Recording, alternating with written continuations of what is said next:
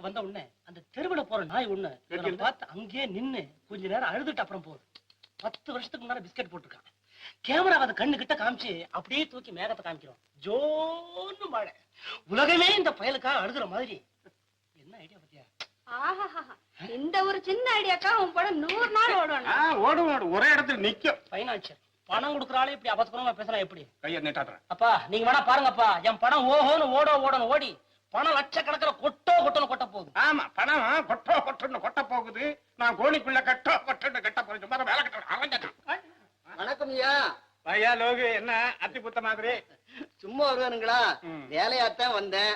உங்க பொண்ணுங்க கல்யாண விஷயமா இந்த வருஷம் ஏதாவது முடிவு செய்யறதா இருந்தா அப்படியே முடிச்சு போட்டு போலாம்னு வந்தேன்.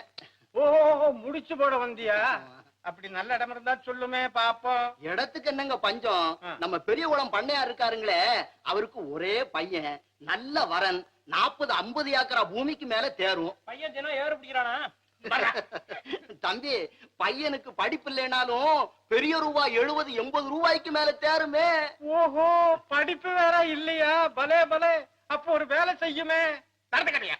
என்னங்க இப்படி சொல்லிட்டீங்க? என்ன தெரியுமல்ல எனக்கு? என்னமா எனக்கு மாப்பிளையா வர்றவனுக்கு என் சொத்தை பார்க்கணும் 3 மடங்கு அதிகமா இருக்கணும். அப்படி இருந்தா பேசல.